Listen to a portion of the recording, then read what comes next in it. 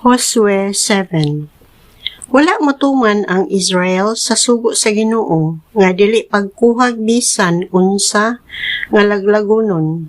Si Akan mao'y mikuhag mga butang. Anak siya ni Carmi nga anak ni Zabdi nga anak ni Zerah sa banay ni Juda. Tungod niini ang Ginoo na suko pag-ayo sa mga Israelita. Nagpadala si Josue og mga tawo gikan sa Jericho ngadto sa Ai, usa ka syudad sa silangan sa Bethel nga duol sa Bet-aben. Iya silang gipaadto aron pagsusi sa yuta. Busa nangadto sila og naniid sa Ai. Sa pagbalik nila, giingnan nila si Josue. Wala na'y kinahanglan nga moadto ang tanan. Pasulunga lamang sa Ai ang 2 o 3 ka libo ka sundalo. Ayaw ipadala ang tanan sa pag-away dito kay dili ka na dako nga syudad. Busa misulong ang mga 3,000 ka Israelita apan gipasibog sila sa taga-Ai. Ang mga taga-Ai nakapatay og mga 36 kanila o gigukod nila ang mga Israelita gikan sa ganghan sa syudad hangtod sa mga kabatuan. O gipamatay nila samtang nang lugsong sa kabungturan. Unya, mitalaw ang mga Israelita og nangahadlok. Tungod sa kasubo, gigisi ni Josue ang iyang bisti ug mihapa sa yuta tubangan sa sulanan sa kasabutan sa Ginoo. Ang mga pangulo sa Israel mihapa usab didto uban kaniya hangtod sa gabii ug gibutangan nilag abog ang ilang ulo aron pagpaila sa ilang kasubo. Ug miingon si Josue, "O Ginoo nga among Dios, nganong gidala pa man kami nimo tabok sa Jordan? Aron ba lamang ipapatay kami sa mga burihanon? Nganong wala naman lang kami nimo papuy adito sa pikastampi sa Jordan? Unsa ikasulti ko, O Ginoo, karon nga gipasibog sa kaaway ang Israel? Siguro gayud nga makabalita ang mga Kanaanhon ug ang tanang lumulupya nininyo taa. Unya libutan kami nila o pamatyon ug unsa may buhaton mo sa pagpanalipod sa imong kadungganan?" Ang Ginoo mingon kang Josue, "Tindog nganong mihapa ka man? Nakasala ang Israel, wala nila tumana ang kasabutan. Gikuha nila ang pipila ka butang nga gigahin aron paglaglagon. Gikawat nila kini ug namakak sila bahin niini ug gitipon nila kini sa ilang kaugalingong mga butang. Busa ang mga Israelita wala makabuntog sa ilang mga kaaway. Nanibog sila tungod kay gihukman naman sila karon nga laglagon. Dili na ako magauban kaninyo gawas kun laglagon ninyo ang mga butang nga wala ko ipakuha kaninyo. Halatindog, buhata ang gikinahanglan nga mga seremonya ug andama ang mga tao sa pag-atubang kanako.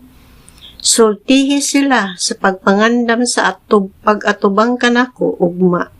Kay ako ang Ginoo nga Dios sa Israel, moingon, Israel, naghupot ka o pipila ka butang nga gipalaglag ko kanimo.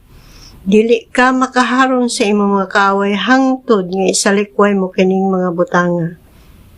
Busa sa buntag paatubangon ang tagsa-tagsa sa kabanay. Sa banay nga napilian sa Ginoo, moatubang ang matag panimalay. O sa panimalay nga mapilian moatubang ang matag sakop niini. Ang masakpan nga naghupot sa mga butang nga gigahin nga laglagonon, pagasunugon uban sa tanan nga iyaha, tungod kay iyang gilapas ang kasabutan nga gihimo sa akong katawhan uban kanako. Naghatag siya dako kaayong kaulawan sa Israel.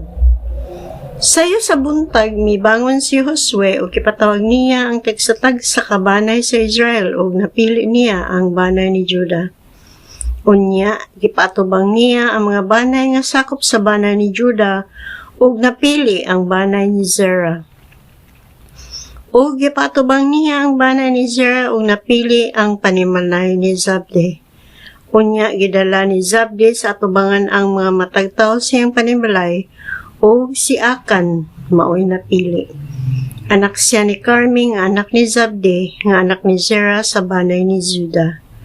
O si Josue mingon kang akan, anak ko, isugid ang kamatuoran dinhi sa tubangan sa Ginoo ang Dios sa Israel.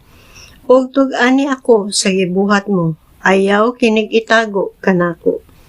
Og mitubag si akan, oo nakasala ako sa Ginoo ang Dios sa Israel.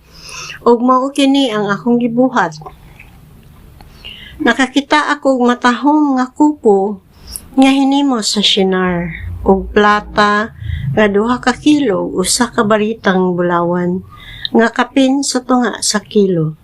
Naibog ako kaayo niini busa gikuha ko kini. Gilubong ko kini sulod sa akong tolda ug ang plata anaa sa ilalom.